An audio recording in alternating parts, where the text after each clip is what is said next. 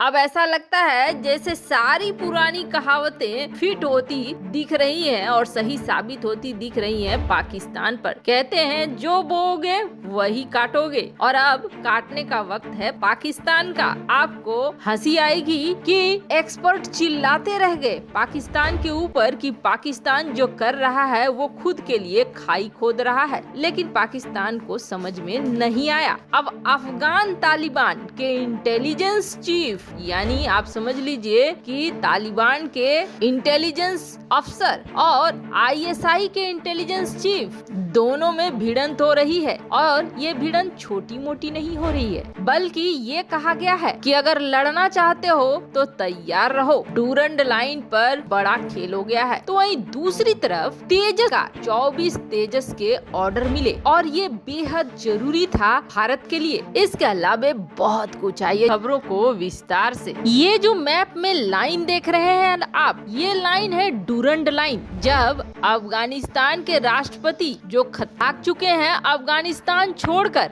उन्होंने जाने से पहले जब स्थिति भांप लिया था कि तालिबान अफगानिस्तान पर कब्जा कर लेगा, तो एक दांव खेला था और उन्होंने अपने भाषण में ये कहा था कि सच्चा अफगानी वही होगा जो डूरंड लाइन को नहीं मानेगा। ये डूरंड लाइन है असली समस्या की जड़ अफगानिस्तान और पाकिस्तान के बीच। डूरंड लाइन के इस तरफ भी पश्तून समुदाय के लोग रहते हैं और उस पश्तून समुदाय के लोग रहते हैं, इसलिए ये लोग मानते हैं कि ये पूरा इलाका अफगानिस्तान का है, न कि पाकिस्तान का है। अब खेल बनकर रहा है ब्रिटेन और रूस के बीच में। 1947 से पहले तक अफगानिस्तान को एक बफर जोन के रूप में देखते थे ब्रिटेन भी और रूस भी, ताकि एक दूसरे के मामले में दखल न दे। और जब ये सब कुछ छोड़कर ब्रिटेन वापस जाने लगे तो उन्होंने डूरंड लाइन खींच दी कि यहाँ से हो गया अफगानिस्तान और यहाँ से हो गया पाकिस्तान। लेकिन डूरंड लाइन को अब तक अफगानिस्तान नहीं मानता है, और पाकिस्तान ने ये सोचा कि तालिबान का राज आ गया है, अब तो हमारा ही राज है, सब कुछ हमारे इशारों पर होगा, हक्कानी नेटवर्क हमारा पाला पोसा हुआ है। लेकिन यहाँ पर कहानी अब बदल रही है। आईएसआई चीफ को इस वक्त बहुत बुरा लगेगा, क्योंकि अफगानिस्तान का भी अपना एक इंटेलिजेंस चीफ है, और उस इंटेलिजेंस चीफ ने सीधे सीधे पाकिस्तानी सैनिकों को वार्निंग दी है कि डूरंड लाइन पे हमारी जमीन पर आने की कोशिश नहीं करना, नहीं तो हम युद्ध छेड़ देंगे और हम तुमसे बहुत ज्यादा चाव से लड़ेंगे। हमारा तुमसे लड़ाई का इरादा बहुत ही ज्यादा है।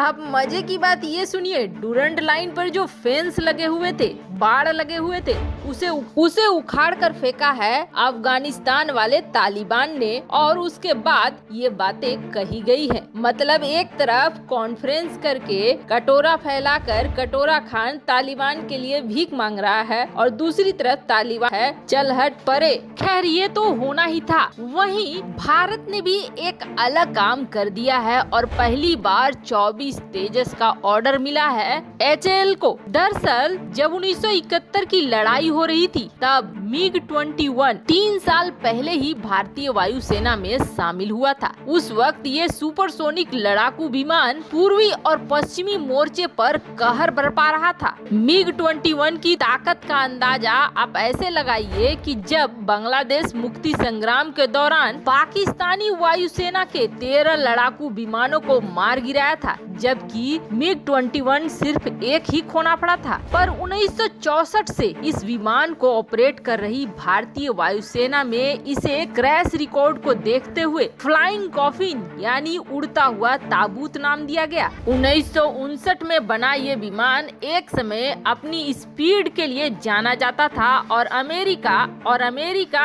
अमेरिका इस लड़ाकू विमान से डरता था। ये इकलौता ऐसा विमान है जिसका प्रयोग दुनिया भर के करीब 60 देशों ने किया। वैसे अभी भी MiG-21 भारत समेत कई देशों की वायुसेना में शामिल है। MiG-21 ही है जिसका इस्तेमाल अभिनंदन ने किया और पाकिस्तानी F-16 को मार गिराया। पाकिस्तानी एयरफोर्स की रीढ़ कहे जाने वाले आधुनिक लड़ाकू विमान F-16 का मात खाना न तो अमेरिका को कबूल था और न ही पाकिस्तान को, लेकिन रूस के इस विमान ने बिल्कुल ताबड़तोड़ ताबड़तोड़ एक्शन दिखाया। रूस के इस विमान का इस्तेमाल चीन भी करता है चेंगडू J7 के नाम से। MiG-21 बाइसन ने भारत की तरफ से सबसे अधिक युद्धों में हिस्सा लिया। यूं तो भारत के पास कई लड़ाकू विमान है, लेकिन ज्यादातर मौके पर भारतीय वायुसेना इसी लड़ाकू विमान का इस्तेमाल करती है। इस विमान की ऑपरेशनल कॉस्ट और मेंटेनेंस दूसरे कई लड़ाकू विमानों की तुलना में कम है। कि भारत आज भी